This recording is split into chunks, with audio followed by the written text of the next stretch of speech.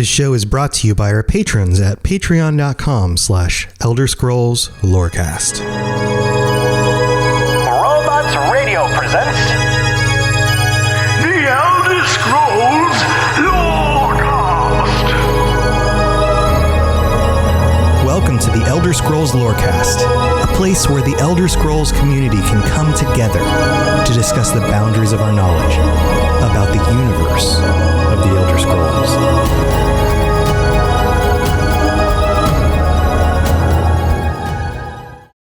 Oh, I had it muted. Hey! Perfect! Welcome back, adventurers. This is the Elder Scrolls Lorecast, and this is your host, Tom, or Robots. I accidentally, my big old fat fingers hit the F11 key or whatever it was, and all of a sudden my browser went boonk real big on the screen, and I was like, and hit some buttons, and then I forgot to unmute myself during the intro.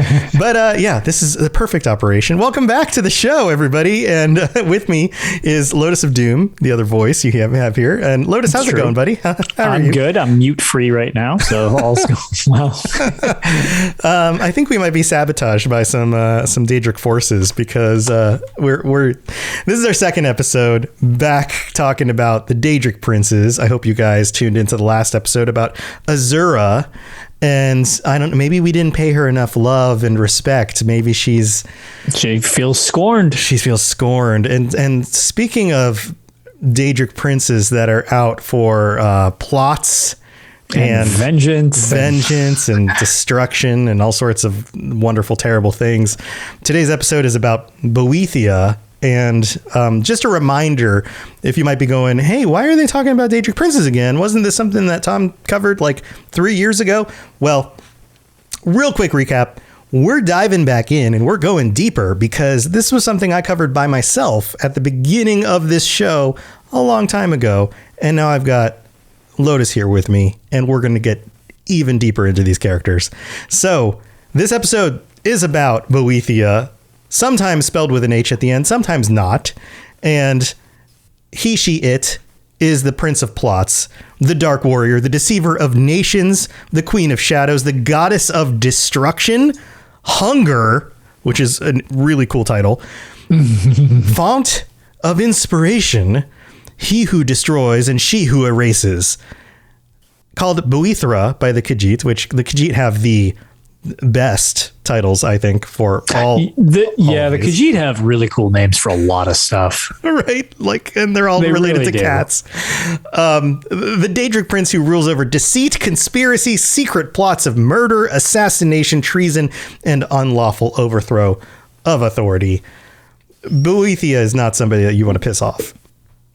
That is correct. You don't mess too much with Boethiah and or Boethiah's cultists. They tend to be a little on the extreme side when it comes down to things, including outdoing each other with how extreme they can be at points. Yeah, that's a really good point. In fact, the next line, and oftentimes like this first section is pulled directly from the UESP, and we get a lot of inspiration from the UESP, but in these later episodes in the Lorecast, we often dig deeper into the original text. But I'm going to pull this specific line because it is the next line after this introduction that gives us all the titles. It says, "This sphere is destructive in nature, and Boethiah's destructiveness comes from the inspiring of arms of mortal warriors." So Boethiah's big thing is about, we talked about this with Azura. The whole inspiration for her was inspiring love, getting mortals to love her. Boethiah is about getting mortals to war. Yeah.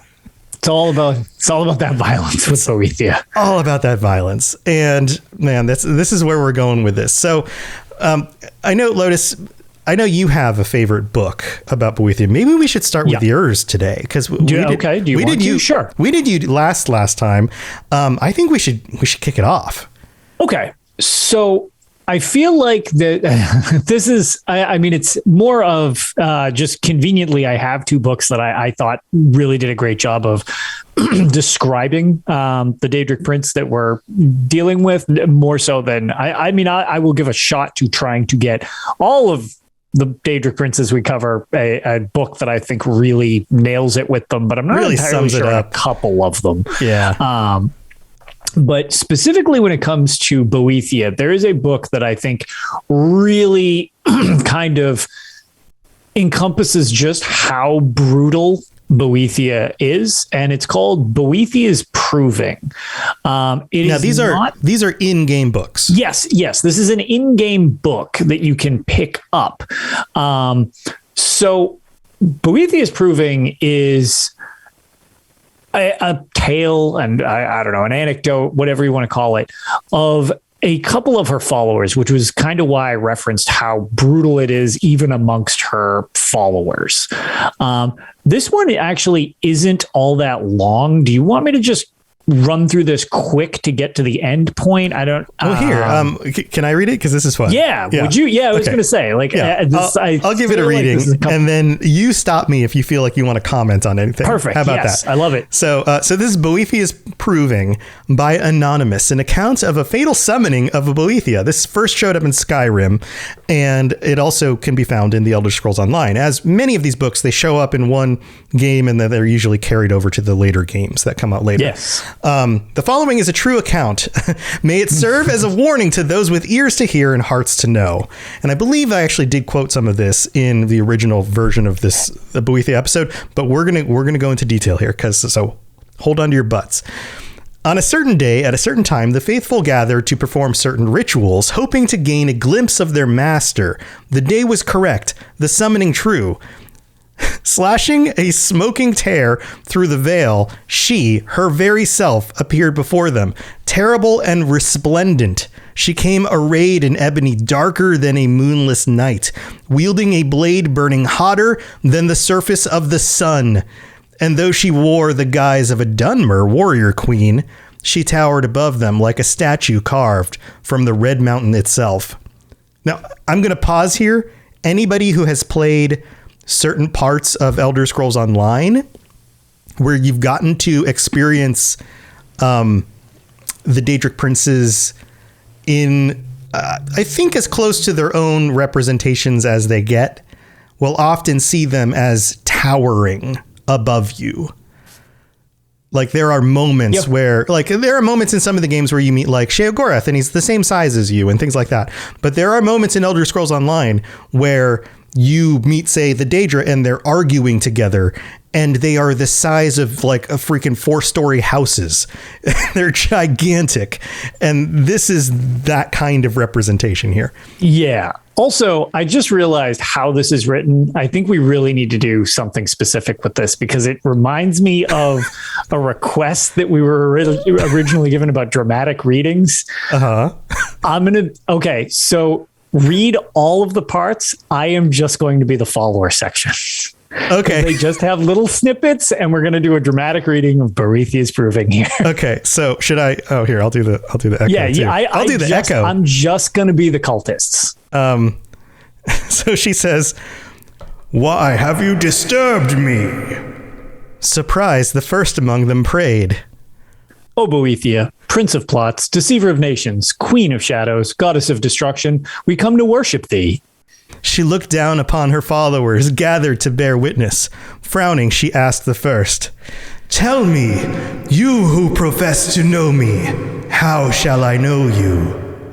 Afeared, he exclaimed, "Each night I pray to thee. Each night I call out thy wondrous name. Surely you must recognize the sound of my voice. Thy most devoted of believers." She frowned and let out a long sigh, and then of a sudden, which is odd. It is a weird way of putting that. He was gone. The air from her lungs dispersed him. Turning to the second, she asked, "And you? How shall I measure the worth of your existence?" Sorry, we didn't practice this. Stunned by the power of her voice, he bowed before her darkening visage. She clapped her hands, and he too was gone. To the third. Just poof, gone. To the third. "And you, tell me, how shall I know you apart from such as were they, of whom there is no trace?" Shaken and speechless from the nullifications of his brethren, he whispered, "Have mercy on us." She blinked twice. Once he was in agony. Twice he was destroyed. Boom, gone. She cast a withering glance across those remaining and said, "I do not grant mercy." And so it was with the others. She putting them to proof, they offering none. Finally she came to me, eyes aglow with anger, tongue wet with hate, and said, "Of all my believers but 2 remain. Tell me, second to last, with what shall you prove your existence?" Without hesitation I drew forth my blade and buried it in the chest of the other who stood beside me, and without fear replied, "Ask him whose blood now spurts from my blade if I exist." She smiled, and the gates of oblivion opened between her teeth. And then she said, "Tell me, now last of my followers, wherefore do you remain where the others do not?" I retrieved my blade and offered it up, saying, "I am alive because that one is dead. I exist because I have the will to do so, and I shall remain as long as there are signs of my handiwork, such as the blood dripping from this blade." Accepting my gift, she nodded and said, "Indeed." Yeah, that was fun. Yeah. So at the bottom it says, if in the reading your blood boils in your veins and your mind blazons with fire, then Boethiah calls you, Boethiah, I think I said enough there. It is then most wise to heed her call. Find her on the mount which overlooks Windhelm. Meet us there and be tested. Ooh. And that also will kick off the Boethiah's Proving quest line, where you can get her Daedric artifact from Skyrim as well, if you get that book. Mm-hmm. But yeah, I feel like that encompasses kind of the brutality of Boethiah, because even amongst her own followers, to gain her favor, one of the followers murders another follower.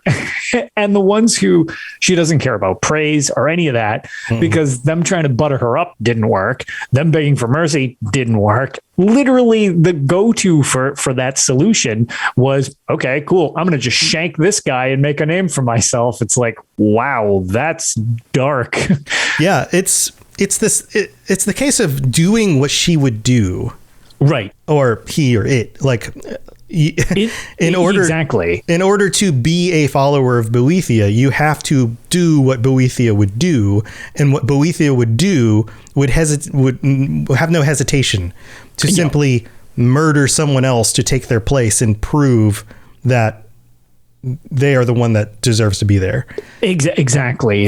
It's all about earning your spot, not about trying to sweet talk your way into it, which is right. Which is, I feel like, a lot of how screwed up some of these Daedric princes tend to be. People kind of follow them like, oh, tangentially, there's this one concept that, like, oh, okay, I'll pray to them. But when it really comes down to it, sometimes it's just like, when push comes to shove, a lot of the followers seem a little hesitant. We're like, all right, let's not get too into this. Like, whoa. And that's not going to cut it when it comes to Boethiah. It's all about that brutality and efficiency. Right. Yeah. She doesn't care about what you think or what you say. It's all about just do it. Can you do this? Can you respond with a warlike attitude? Exactly. Are you willing to destroy? Are you willing to deceive? Are you willing to murder? And either you do or you don't. Right. And if you don't, well, then you will be murdered. It's almost like a survival of the fittest kind of thing in a sense. So Boethiah is also one of the, and we talked about this last week, one of the good Daedric princes. Doesn't Boethiah sound great? Doesn't she sound great? Yeah. To the Dunmer. She's one of the the ones that, brought them to the land that they were promised. And there's this whole story about the Chimer and the, getting to the, bringing them out from the Somerset to the land that they were supposed to go to and all of that stuff. We're not going to get into all the details on that. Again, it's one of those things that we could go on about forever. But the big point here is the story with Trinimac and the deception of Trinimac and that specific story. And we have a quick little rundown about that specifically.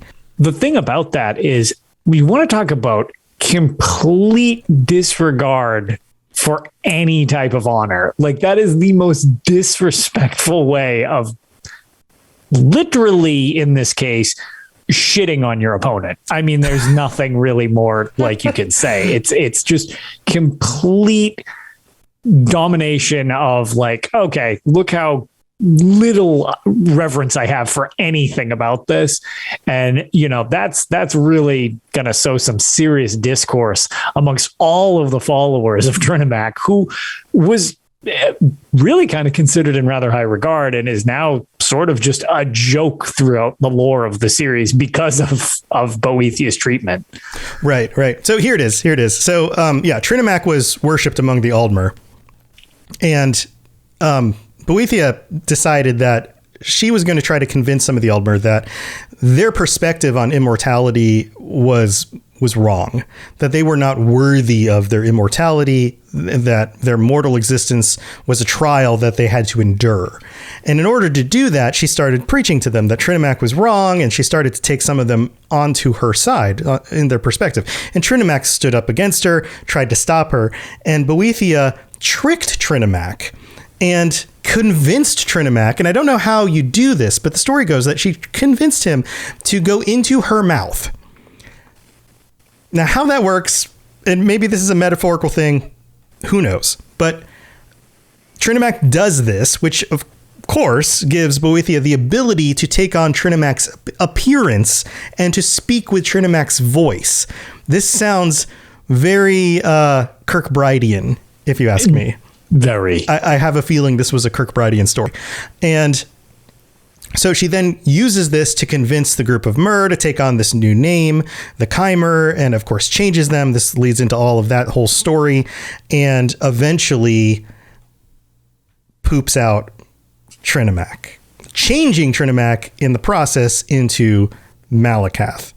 And this is a story that is debated highly among the orcs, the Orsimer, because they are associated with Malakath and they don't want to, people to think that they worship a god that was tricked and defecated out by another god. Yeah, exactly. It's not really, there's no way to phrase that in a way that makes it sound very good for your culture. Mm-hmm. So the debate there definitely makes sense, that they're not just like, okay, yeah, we're just the leftover. It's like, that's not really a selling point if you're trying to talk about good things with your culture and race and stuff like that. It's like, okay, this definitely is much more of a other tale being told, and accept it or not, than something they're throwing out there for people. Right. There is and Rob the Princess points out, he says, I'm pretty sure they fight. Mephala cuts him from behind and Boethia consumes him. That is another version of the story. So there's actually, like many of these things, there's multiple versions.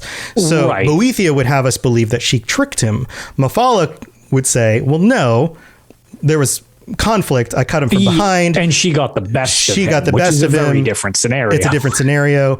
Malakath says, no, it didn't. It never even happened. It didn't even happen like that. Just like, exactly. It's like, no, who do you even believe, right? Which story is which? And then, of course, all of these stories are being told by followers of each of these groups.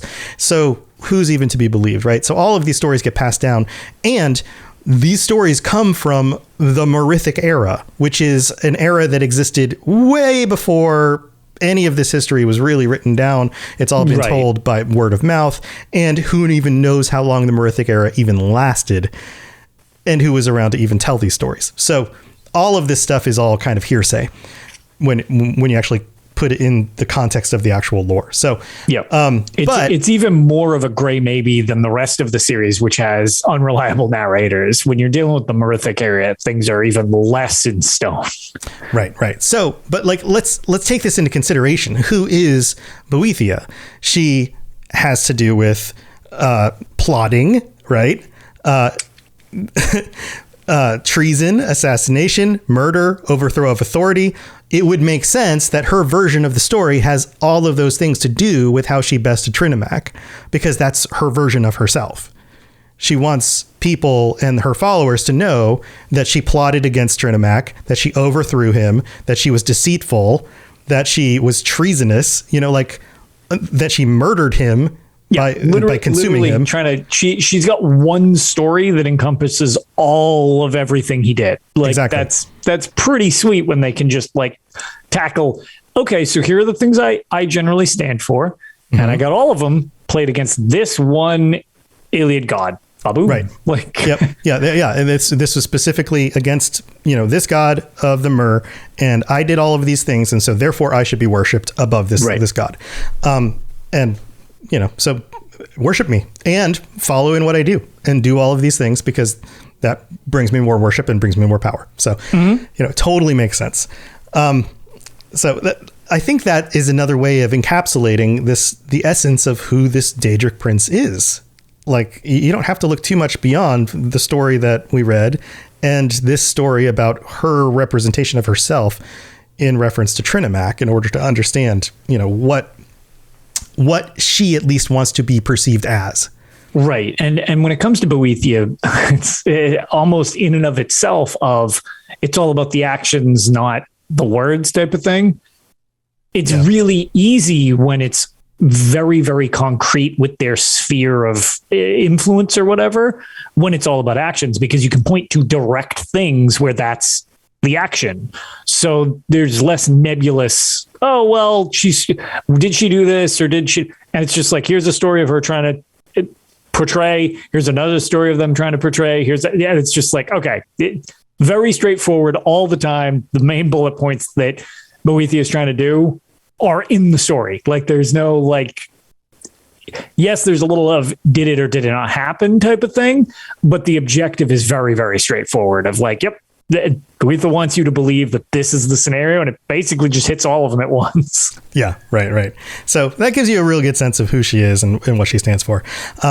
But tell you what, now's a good time to take a break for the middle of the show, and we'll be back. We're going to talk about some of her artifacts. We're talking about her realm a little bit, and we'll get into some other little known details. So don't go anywhere. We'll be right back.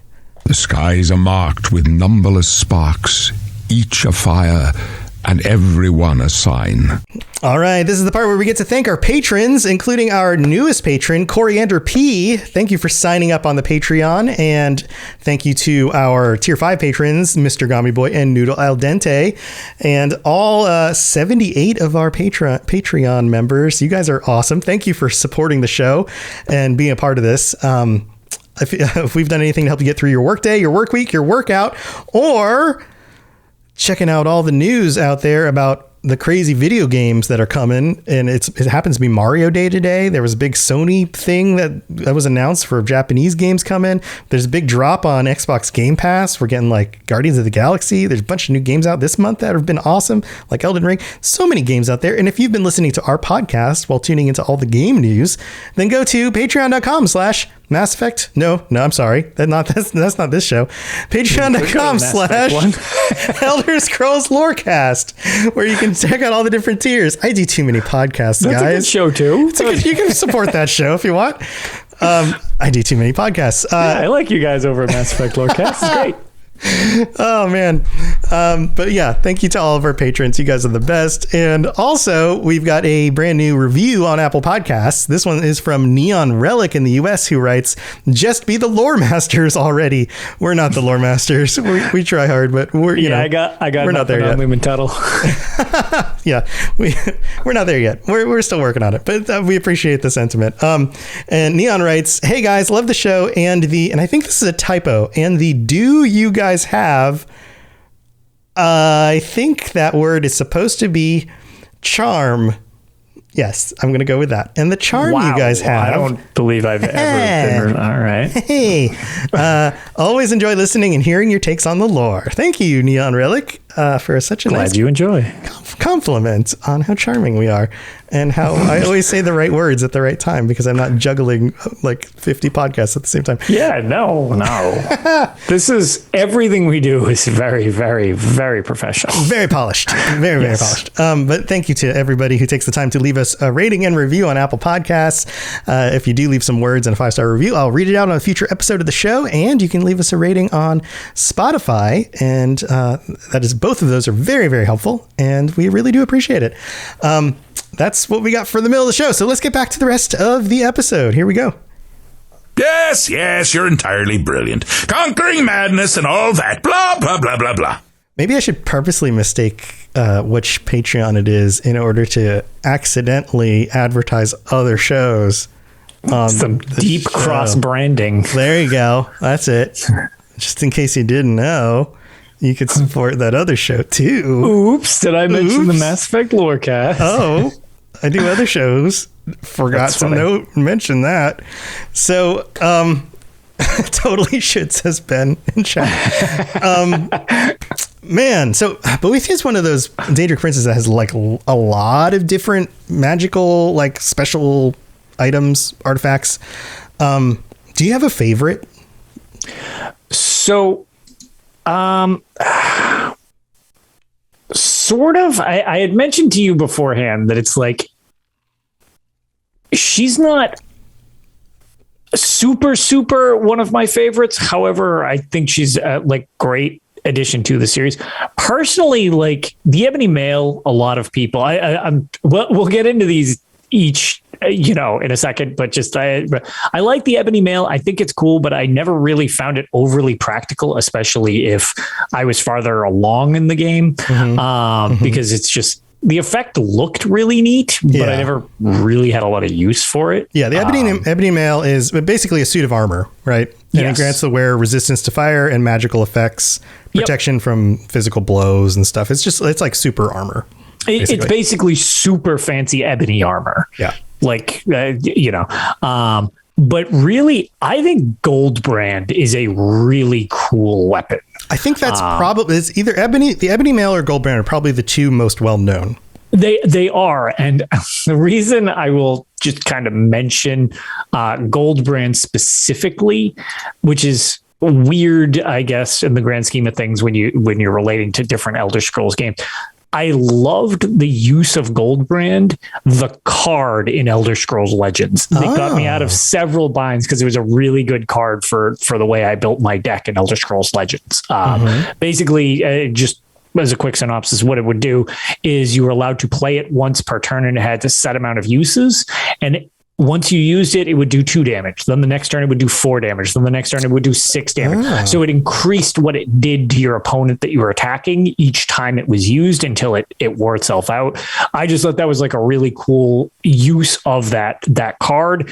And it's kind of why I think fondly on Goldbrand, because literally doing the story, it actually bailed me out specifically on a couple things because I'm not very good at CCGs. And I was like, well, I'm doomed. And I Goldbranded my way out of it. Nice. Yeah. And with a lot of these things, they do different things in different games. And in the card game, of course, it has a different kind of ability too. Sure. They have to tailor them based on the game use. Right. So Ebony Male in Skyrim also not only protects you from stuff, but it also gives you quieter movements and the ability to poison enemies who get too close. Yeah. So that's the effect I was referring to. That's very cool. Like you get this weird greenish black mist that comes out of you when you're crouched. I think it's just when you're crouched, but whatever. It comes out of you when you're wearing the stuff. I think you need to crouch to activate it. It's like you're just constantly emitting gas. Yeah, you're just extra stinky. You're Malakath. No, all right. So yeah, you just get like, you get, but it's a really neat effect. And it's kind of funny because Rob the Princess mentions in chat, it is weird because it makes you stealthier, but Ebony Male is heavy armor. Yeah. So it's kind of at odds with itself, even though you can obviously muffle the hell out of yourself in game, even if you're wearing heavy armor. But it's funny that the heaviest type of armor also gives you a stealth bonus. Right. Yeah. And then Goldbrand, for anybody who doesn't know, is an artifact created by the dragons of the North. Yes. Which sounds crazy. It looks like a golden katana. Yes. And according to legend, it's bestowed upon the Nordic warrior Sivdir. And it's the ancestor to the modern Battleborn clan. I'm just checking double checking the notes here. It burns. So maybe that's where it gets in the Legends card game, this idea that it does more damage. Yeah, the burn effect, because it does release a burn effect when you use the card as well. Okay. Yeah. So I guess that kind of matches up a little bit. So that's pretty cool. Before we go too deep, I have this. I mentioned I mentioned this to you at the beginning of the show. I've got this interesting kind of idea about Azura and Boethia, but I'm going to save it to the end of the show. So don't go anywhere. Oh yes, you had mentioned that. Yeah. I've got so many things in my head. That's part of why I'm stumbling over stuff. But the other things to note here is Fearstruck is a Daedric artifact created by Boethia. It takes the form of a shield, and I know you like to play tank. Yes. You ever use Fearstruck? I haven't. It's kind of a neat looking shield cosmetically, but it's not one that I've ever grabbed. Yeah, it has Boethia's symbol on the front, the fist with the snake entwined around the fist. And it belonged to Lyrisius, a hero from Tamriel, famous for leading his army against the Akaviri slave traders in their homeland of Akavir. The shield was utterly destroyed in the First Era by the fiery breath of a worm who Lysirius encountered after his army was routed. And this is an item in ESO. Yep. And then there's the I'm going to mess up these words. Duplici Gladio is a two-handed sword associated with Boethia after it was recovered from Morrowind by the Imperial Legion during the Fourscore War. It became infamous as betrayal tended to follow its path. Imagine that. Betrayal. Boethia. The artifact has the ability to create copies of both itself and the bearer. Although these duplicates may obey the wielder, they have a will of their own, and their true fealty is to the Prince of Plots. So weird. Probably don't use it. Yeah, that one's a little strange. There's also not. I'm guessing this is. I noticed this one doesn't have a picture related to it, so I'm guessing it's actually never appeared in game. Yeah, it's some of the stuff actually goes back really far in the lore, and we're going to note some of this stuff a little bit later as we get into some of the trivia details. Boethia's, I guess, stepping out of game for a second, keeping it in game, stepping slightly back out of game and into just like the technical stuff. Boethia has actually been around one of the longest before Daedric princes, I believe, were even kind of like ironed out. The longest. And we can drop that knowledge.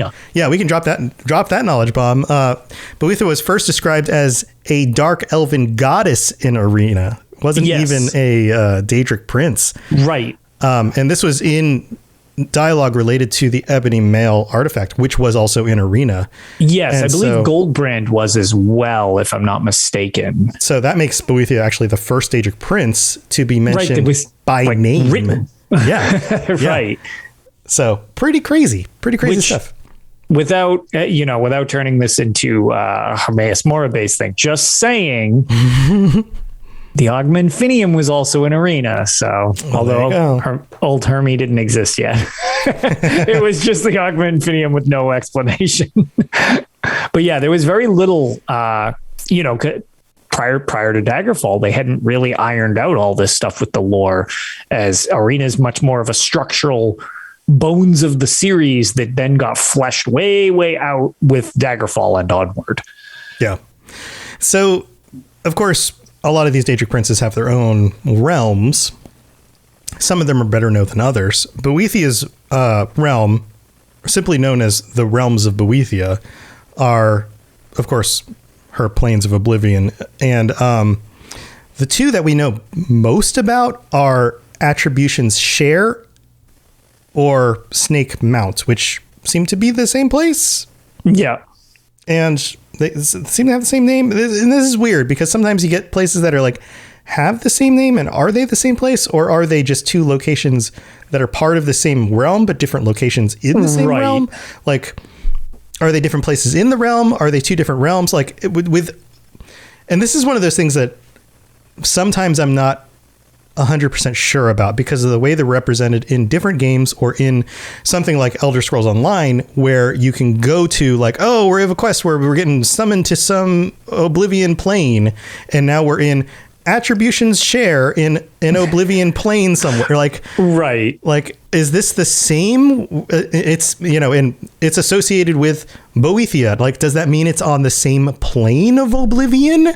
Or is it like, are these islands floating in, like, where is it in relation to something else? You never really know. Is it one of these pocket realms, like, where the Battle Spire is, or Fargrave or something? Like, are these other offshoot things or connecting realms? It's all very metaphysical. Yeah, I think these are the same. I think so too. I'm inclined to agree with you. I think it's the same, unless somebody has a concrete way to show. It's like, oh no, they don't mean for it to be like, this is different. But right. I would agree with you. I think it's the same. I think they just have two names for the same place. And in this case, it's a labyrinthine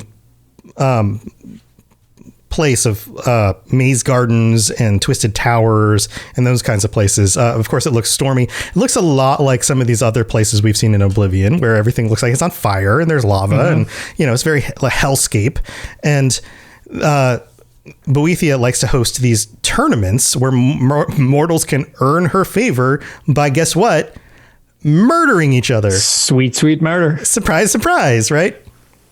And of course, the victor earns the title, the Chosen One, and gets prizes like Goldbrand for doing so. As a tie-in to ESO real quickly as well, when you go to the Dragonstar Arena, it's actually a Boethiah-inspired arena, which is just basically you chewing through waves of enemies and murdering them and stuff like that. And actually, if you can complete it on veteran difficulty, you get the title Boethiah's Scythe. So another tournament related bit for her. Nice. Well, that makes sense, right? Yeah. So Rob the Princess asks, is the Dragonstar Arena in Oblivion? So it's weird. I actually did. So the Dragonstar Arena, it seems like it's kind of like a cross from my understanding. This is might want to fact check this a little bit because I don't want to give misinformation. Well, here, if I'm just pulling up the UESP article right now, and it says it's an interplanar arena. So it might be somewhere that's like. So the arena itself is in the town of Dragonstar, which is in the Craglorn region. But then while you're in, like, as you progress through, for anybody who's done Dragonstar Arena on any difficulty, because it's the same, it's just harder if you go from on a harder difficulty. The idea is you kind of start in a much more grounded in reality arena, and it transforms as you go farther and farther through because you're going through these portal things. And then it gets much more bizarre toward the end, where the final area actually, where you fight the Ebony Warrior, which is like her temporary champion in that place, just straight up seems like it's part of her realm. Like, it's lava, you're fighting on these like rock platforms in it while mages get summoned around the arena and stuff like that. But you're going through crypts, and like the portals seem like they phase you around, much like in Battle Spire. You kind of phase around the arena, like the different areas, even though you start in the Battle Spire. So I think, from my understanding, and again, feel free to correct us if you have any deeper insight beyond that.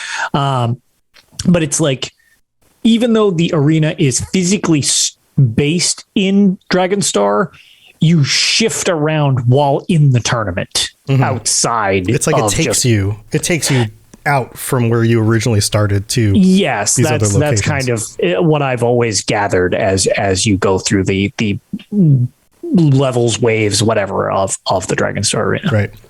So there's a few more things I want to get to real quick. one of the reasons why the word hunger is associated with Boethia is because there are Daedra specifically known as hungers that are mostly associated with her. They can be found in Sheogorath's realm as well, but these things are super freaky looking. Yeah, they're real freaky. They're real freaky, hunched over. Freaky in Morrowind. They're horrifically freaky in Elder Scrolls Online. Yeah, I mean, kind of alien-esque looking, hunched over, long fingers. Very spindly appendages, a long snout that has like a kind of like an anteater tongue thing that pops out. Yeah, almost, they vomit on you a lot. Almost insect-like, yeah. Demonic insects, like alien insect-like kind of creatures. Yeah. And they spit bile. They can destroy your armor and weapons, according to the lore. And they're mostly associated with Boethia. There's lots of different kinds of Daedra, but these ones are particularly associated with Boethia and are particularly nasty. I mean, they're just unique and gross and weird. And I don't know what else to say about them, but I definitely wanted to bring them up. The other thing that I wanted to mention is that, let's see, there's some little trivia bits here. Before I go into my Azura Boethia bit, Boethia is traditionally summoned. So some of these Daedra have traditional summon days, right? On the 2nd of Sun's Dusk on the Gauntlet holiday. And, she's let's see. Sothasil met with Boethia on the 3rd of Rain's Hand in the First Era 2920, and of course the Tribunal, Boethia, all of that stuff's connected. We're definitely gonna do a whole series of episodes about those in the future. This is interesting. We talked about Azura being primarily portrayed as feminine. Boethia is portrayed as female in Arena, Daggerfall, and Skyrim, and as male in Morrowind and Oblivion. Mm-hmm. So Boethia doesn't just take one gender portrayal. Kind of goes back and forth. As we had mentioned, trying to assign like gender to Daedric princess is weird. Like it kind of doesn't work. And some utilize different forms more frequently than others. And Boethia is definitely one of them, where it's just like, it's basically just game dependent what you're going to get as like some type of visage to see with Boethia. Yeah. And I like to call it the voice actors here. So in Skyrim, Boethia is voiced by Gene Gilpin, who also voices Elenwen and Meridia. Oh. And also Meredith in Dragon Age 2. So if you're a Dragon Age fan, then you might recognize that voice. So, okay. So go with me here. I'm going to take you on a little journey. I'm ready for this. This is a little Tomism. This is we're going to go on a little journey. Okay. This is not a canon thing. This might be crazy, but just go with me here. All right. I'm listening. I'm all ears. We already have a connection here between Azura and Boethia as being the anticipations of the Tribunal. And of course they take their power back. There's a connection. Azura wants people to love her, but we know when that love is not given back, or when she's put on the spot, she gets really angry and she's spiteful, just like a lover who's spurned. Right? Okay. What does a lover do when a lover is spurned? When your love is not returned, when your heart is broken. Okay. And you become really all vengeful and hate filled. All right. Right. When you become really, really, really hurt. Okay. The flip side of that is feeling like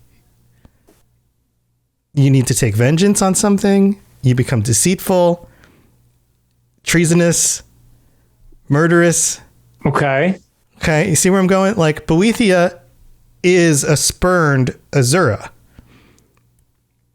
So you're saying that it's almost like a coin flip. One side's Azura, one side's Boethia type of deal. Okay. Right. All right. Like, and I know that you could probably say this for many of these aspects. Like you take one and you turn it on its head and it turns into the other. Like I get that. Like you could probably say that for many of these, but it was just like there's a connection there. Like Boethia is cold and impersonal and cruel.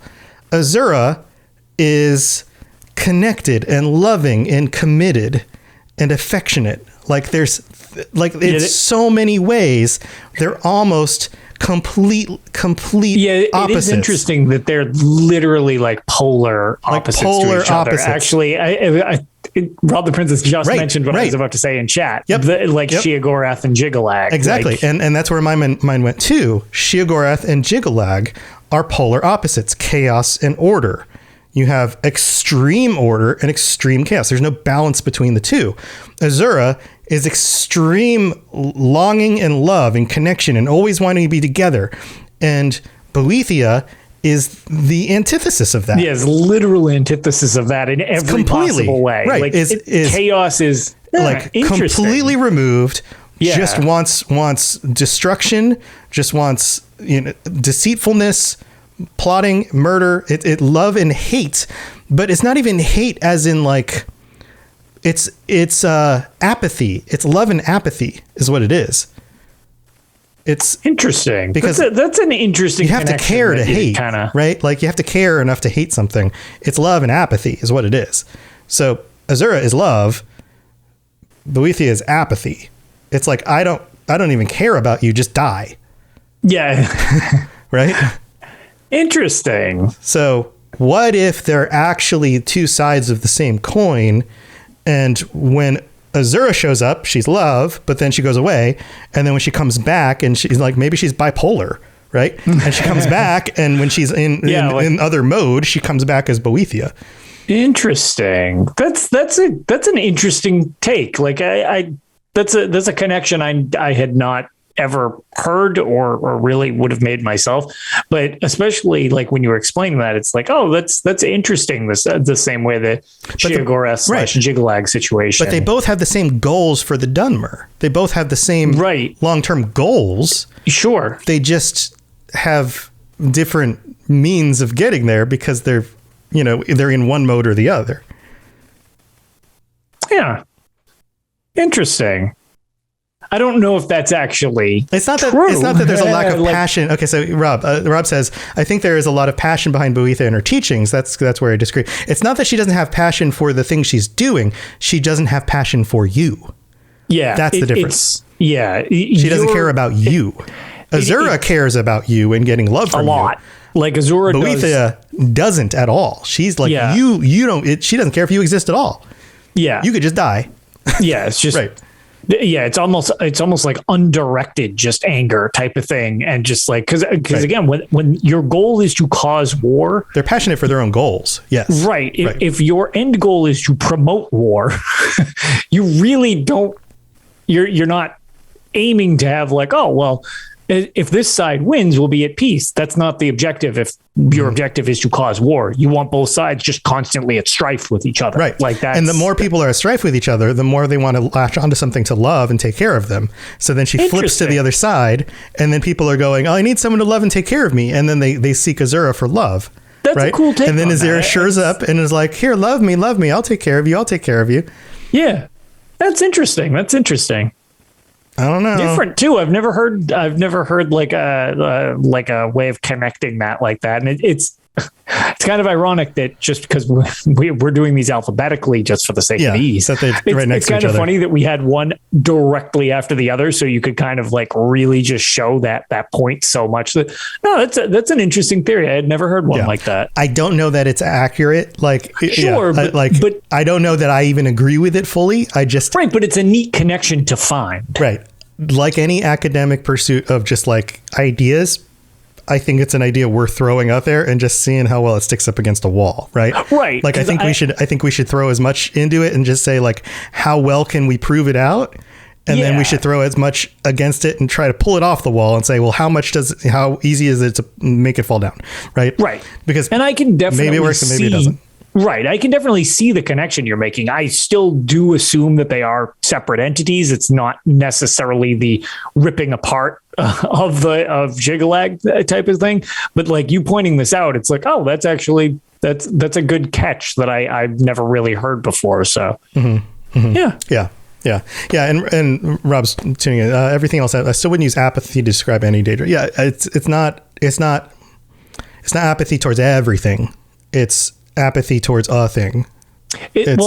I'm apathetic towards children's movies because I don't care about children. I don't hate them. I don't love them. They're just not for me. So I'm apathetic towards them. But I love movies. You get where I'm going here? Point, like I at least this is you can correct me if I'm wrong. But like when you said apathy, it wasn't Boethia being apathetic. It's the pawns in the game that she is playing. Right. She has apathy. It's apathy towards a thing. Like the goal is war. The pieces she uses to get there are irrelevant. It's just that's correct. That's what you were implying. Right. Okay. To mortals, it's the perspective from the mortals. From a mortal perspective, this one is love. This one is apathy. This one is, to me, is love. This one to me is apathetic. They unto themselves are definitely passionate about whatever it is they're doing. Right. And from my perspective, is passionate about the things that Boethia is passionate about. The goal is war. The goal is deception, things like that. Yes. That's the situation. It's not like she's just depressed and going like, oh, I don't know if I'm even going to get up this morning. Right. That's not what you mean by that's okay. Right. Then that's what absolutely. I thought. And like I said, not necessarily agreeing there either, but again, I do agree with that. But it's worth throwing around. Interesting. Right? Like I said, it works surprisingly well when you phrased it like that. So it's like it's a neat little theory there. Yeah. Anyway, it's worth throwing around. Seeing. Yeah, I'm glad you brought that up because I had never heard or considered something like that. So it's like, that's kind of neat. There's a interesting little connection there, type of thing. Yeah, I wish I could remember what it was, but there's different kinds of opposites. There's opposites by degree. There's opposites by. I should have looked this up before the show. So, like the opposite, like you can. I'm going to totally mess this up.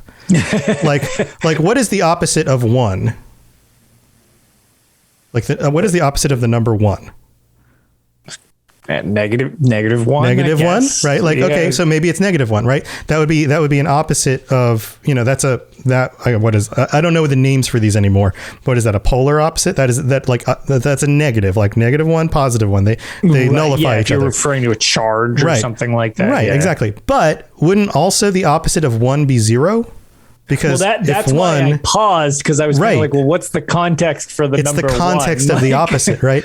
So that's the same kind of thing, like with a concept like, there's inverse opposites, mirrors, right? There's different kinds of opposites, right? So something like love can have opposites like love and hate, but both of those have a certain amount of emotion involved. So like complete opposite, there's different kinds of opposites. So that's just where I'm going with this. It's just like, what if you play these things in certain ways, like the opposite of Zura might actually be like Moleg Ball, if you take it in a certain direction. Like depending upon what aspect you're looking at, the opposite could be something totally different than what you're focusing on, but it could also still be its opposite. Right. There's different kinds of opposites depending on the perspective that you're looking at it. Sure. But anyway, that's neither here nor there. But that's just the idea. I just wanted to throw that out there. Theory. I'd love to hear people's thoughts on this. Of course, you guys can, log into the Robots Radio Discord, let us know your thoughts, and or send us some tweets or whatever. But it's just that's part of what's so fun about the lore is that you can play with all of these ideas because they're complex enough and interesting enough that you can kind of just throw this stuff around and just go, well, what if this works this way? Or what if this works this way? Who knows? And it changes over time from different cultures and different perspectives. Just like, get this, real world mythology and history and all these kinds of things, because different perspectives, different cultures, different humans have different perspectives, all sorts of things. So it makes it really interesting. There's a bunch more other stuff about Boethia and the different quests she has in different games, the different things she did during different eras. Oh yeah, it's all of that cover stuff. Literally everything. This podcast will never end. We can't cover all of it, but that's probably the most interesting bits, except for the whole tribunal Morrowind stuff. Like I mentioned before, we'll get into that in the future when we'll cover that in probably an entire month worth of episodes. So anyway, that's what we got for Boethia. Thanks everybody for tuning in. Lotus, you got anything cool going on? I hear you've hitting some sort of big number. Yeah, it's weird. Apparently we're hitting a milestone. So Tales of Tamriel will be having its 300th episode this weekend. Sunday at 3 p.m. Eastern on my channel, Lotus of Doom on Twitch. Huge shout out to Zenimax and the Elder Scrolls Online official who made us the highlight of March on their official website. So that was really cool. It was also very strange to be interviewed by the people that we asked to be on our shows to interview them. So the attached interview with me and Ark is actually on the website as well. And they've been kind of promoting us throughout that to all of the myriad of new followers who either just found out about the show or whatever, glad to have you. Hopefully you like it. And also you'll see many a connection to this show. If you don't already know about this show, which a couple people didn't realize the connection already from the show that I was told about earlier. So the connection will continue as both these shows, I feel, kind of feed into each other pretty well, but it should be a super fun time. We've got some pretty fun plans for the episode with guests and a whole bunch of snippets from the community and stuff like that. So it should be a really fun podcast. Nice. Yeah, I read the article earlier today. That's awesome. Yeah, that's really cool. No, it's very thoughtful of them to do that for us. So greatly appreciated. And this is year 8, I believe. Jeez, man. And someone asked when my first appearance was, because again, I didn't necessarily start this show with you. You started it, and then I joined you when you invited me. Yeah. Tales has had, I believe we were trying to figure it out. I think there have been 17 hosts of Tales. Oh, wow. I didn't realize it was that many. Yes. Some people had shorter stints than others and stuff like that. But somebody actually asked, they were like, when did everybody start? And Ark was back at episode 25, which... Wow. I believe it was 25, where he said something nice about the Almeri Dominion and nobody ever lets him live it down. That would have been like 7 years ago. Yeah. Oh, yeah. Wow. And for me, I was actually horrified to realize how long I've actually been hosting a podcast as a co-host, because it turned out I arrived at episode, I believe it was 178, which was 3 years ago, going on to year 4. No, I believe it. And I was like, oh my God, I've been doing that this long. And I was quite pleased that my first episode in was called The Cult of the Guar. So perfect. Yep. Yeah, man. Yeah. So get this. Your first episode with me was like 92 of this show. Okay. And this episode will be 180. So, wow, I'm closing in on 100 episodes with you. Yeah. Well, some of them are like the game episodes, like Skyrim with my mom. True. That's true. Yeah. Oh, I was going to say Skyrim with your mom has been some, which is those super fun. They're kind of in between episodes, so they still get numbers. Sure. We've had a couple that we did not count, like because they weren't really episodes type of thing, and we've had a couple unfortunately lost to the annals of the internet because of technical problems. Right. So, but yeah, no, it's been it's very. It's kind of surreal to think how long this has kind of been like a thing. Yeah. And, the company that makes the stuff that we enjoy playing really does a lot to kind of give back to us in various situations, which is really cool. Because I was going to say, you even more so than just Elder Scrolls, you deal with all the Fallout stuff and everything like that. So it's like you've seen even outside just the Elder Scrolls sphere a bit. So it's definitely kind of neat. Yeah, for a company that's as big as they are. And has so much corporate stuff to jump through to approve stuff. They really do try. I mean, they really try to put the community first and put content creators first. And believe me, it takes a lot of time to get stuff approved. They've got to jump through a lot of stuff to do it, but they make the effort, even though there's a lot of work that goes behind the scenes to get stuff like this to work. So like good on them, because I think a lot of people don't realize that. Like, yeah, there's stuff that has to get signed off by multiple people. PR has to, like, you know, HR has to, like, all these people have to say, yes, I approve this. This is good. Like, because every time they do this stuff, they take a risk. You know, that, like, somebody like me is going to say something dumb, and that's their reputation on the line, you know? And right. Yeah. So but yeah, that's cool. That's pretty much my plans for the weekend. It's taken a decent amount of more work than usual going into episode 300, just because we're trying to make it, you know, memorable for everybody. And it'll be a fun look back and everything like that. So very excited for this weekend. That's awesome. Yeah, dude. Well, yeah, man, I'm 180. So we'll hit 200 this summer. Yeah, I was going to say this summer we'll be hitting 200. That's coming up soon too. Man, that's Hell nuts. Yeah. 200. I know. Holy crap. Time. What happened to time? What happened? The pandemic is what happened to time. We all get shut into our homes and started making more podcasts. No, then good things happened because I was able to make this a career, so I could focus more on more shows. So that's great. And I appreciate the community being here for me. Speaking of, the Elder Scrolls Lorecast is not just the only show. Of course, we've got Fallout, and the Fallout Lorecast is coming up after this show. So I actually have an interview, and somebody's special guest, Lawrence from the Modus Files, is going to join me on the Fallout Lorecast after the show live to talk about some Enclave stuff, which is going to be awesome. And the Lord of the Rings Lorecast launched just 2 weeks ago. Already 2 episodes are out, so you're welcome to go check that out if you're into the Lord of the Rings and you want to find out about the lore of that world and stuff. I'm explaining everything from the very beginning. And, you know, all the other shows on the network are over at robotsradio.net. So lots of fun things that you can get and listen to there. All of my shows, all of the shows on the Robots Radio Network, all of our the shows that I mentor on the Rocket Club, lots of great content. Go check it out at robotsradio.net.